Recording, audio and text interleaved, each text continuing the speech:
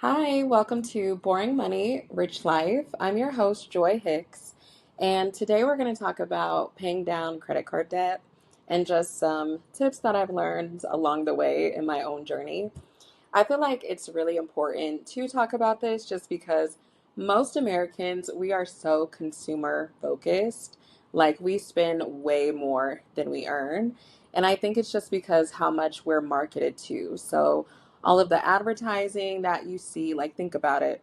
You could be watching TV, you could just be walking down the street and see billboards. Like we take in so much marketing. And of course, that has a psychological effect, right? That if I buy the new car or if I buy the new purse or the new phone, etc., all these different things, it's like making me better, but actually it's really hindering our ability to be financially free.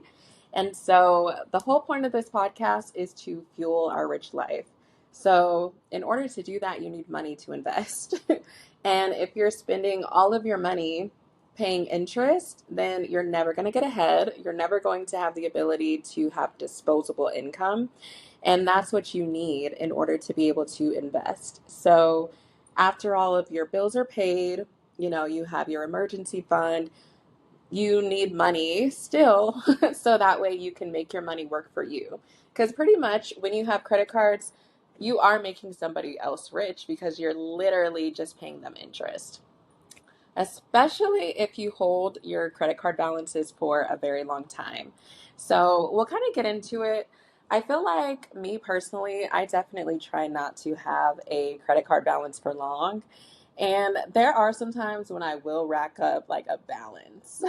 So I try to only use my credit card if I'm like going on vacation. So of course I don't want to pay for plane tickets or a hotel out of a debit card. I always use my credit card for this. But I make sure that I actually have the money to do so. And I think that's where people kind of mess up, right? Because they have these things that they really, really want to buy, but they don't have the money and they're like, okay, I should use my credit card. When in reality, you probably should wait and you shouldn't purchase it. Um, but that's what I try to do. Now, in the times where I have racked up a balance, I get very serious about paying my credit card off as soon as possible. So, some things that work for me, like I'll just save the money up. So, I always pay over my minimum balance, right? But instead of just continuing to do that, I'll kind of just like stack in my savings. So, let's say my minimum balance is like $300 or something like that. So then I'll pay like $350, making sure that the credit card is paid on time so there's no penalties or things like that. But in my savings account, I'm like stacking up as much money as possible because I always try to just pay the credit card balance off in full. So let's say I owed 4,000 or whatever, and by paying monthly I get it down to maybe like 3,750 or something like that. I'll try to pay that full 3,750 off, just because the quicker that you can get that balance done and over with is the quicker that you can stop paying interest. So another thing that I did which kind of helped me, I got my credit card at a bank that was super inconvenient. So I feel like a lot of people are starting to see in the news where Navy Federal is not the best lender and they're having to kind of defend their practices because, they're doing some things that are a little bit sneaky. But prior to all of this stuff coming out, I got my credit card with them only because it is so inconvenient to bank with Navy Federal. Like, it takes forever for your money to post. So let's say that you do pay your balance off in full. Let's say you go in on a Friday or something like that. It might not be until the next Tuesday that it actually reflects on your bill. And to me, in my head, as somebody who is trying to develop good habits with my credit card, I felt like that helped me because I'm like, for one, I know it's going to take a few days for this to post and things like that. So maybe I shouldn't use it, or I would kind of like question myself, like, okay, is now a good time to use my credit card? Also, too, like here, we only have like two Navy Federals in my city, and they're super far from me. Like, at least 20 minutes. So that means if I want to go in the bank, I know like, okay, this is going to be a headache and things like that. Their mobile app is getting a little bit better, but I feel like just because how long it takes for their payments to post, it's super inconvenient to bank with them. And I felt like that was great when you're thinking about a credit card. So, like, my primary bank is definitely not them, because my primary bank is super easy to bank with. And I feel like when you're used to having your money post immediately and things like that, you start to use your credit card like a debit card. And that's not the frame of mind that you want to have. Now, there are some people who do use their credit card for like gas and groceries and things like that. And I mean, I would say if you're super on top of it, then that's fine. But I feel like most Americans are not. If we're being honest, like most Americans probably have at least $10,000 worth of credit card debt right now. So some people say, oh, yeah, that helps me get points and things like that. But if it's causing you interest, it's really not helping you in the long run. So, me personally, I also don't even like credit cards with points. I am a cash back girl. Like, I don't care if you give me $1 back. I don't care if you give me 14 cents back. Give me a little bit of something so that way I just feel better about the purchase. I am not the type of person who wants to sit here and calculate 12,000 points for a $200 flight and how that translates. That to me is super involved and I just don't want to do that. So I always apply for like cashback cards. Um, I will say probably for the last 5 years though, I actually only have had that one credit card.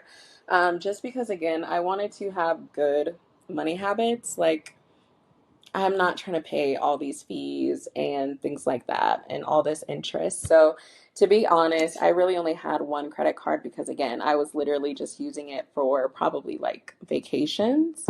So, I will say, opening up a lot of cards, you definitely have to be careful because, again, if you know how to use them, it's fine. But if you start getting into that, oh, I'm going to use it here and there, and then you're really not paying it off in full, you're going to spend so much in interest. And especially if you don't have the savings, let's say that you do have an emergency come up and you already have a high balance on your credit card and things like that, you're not going to have a way to kind of climb back out of that credit card debt. So I would say if you don't even have like $2,500 in savings, you shouldn't even be using a credit card, to be honest. Because again, a credit card is not your emergency fund. It's just a way to build credit. That's it. Like, it's a way to build credit. That way, when you're looking to kind of like go into real estate or all those things, you have a good credit history. It's really not meant to be your way out.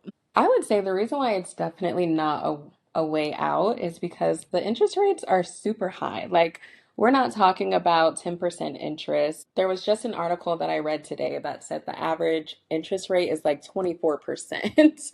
And if you think about it, groceries are so high. So that's why that doesn't make sense to me. Like, people are like, oh, I use my credit card to buy groceries, right? Groceries are so expensive. So let's say you do spend like $300 in groceries, right? Why would you pay 24% interest on that when you could literally just take the money out and pay it regularly? It just, in my opinion, it just doesn't equate and it doesn't benefit you as somebody who's actually looking to build wealth. I think the most important thing is just to develop good habits with it. So like I said with myself, I had to be very hard on myself. I had to make it very inconvenient for me to use my credit card because then I kind of think twice about it. And like sometimes it's so funny because it's like I'll have the money in my savings. And I think just because we don't want to see like that money or that amount going down in our savings, we're like, oh, I'll just use the credit card. So, on top of having good habits with your credit card, you kind of have to fix your mindset and the way that you think. I think we've been so accustomed and so conditioned to use credit in this country that we literally just swipe like it's nothing. But we really have to change our mindset and really remember, like, no, this is not free money. This is actually the most expensive form of money that I am using. So I would just say be on top of that because, again, we're trying to use our money to fuel our rich life, not use our money to pay interest and make somebody else rich. Those are just some quick tips on what I do. I do not have a credit card balance right now, so I feel like I'm doing good. Like I said, I really always try to pay my credit card off in full, and that's really the goal. So, thank you guys for watching, and be sure to subscribe.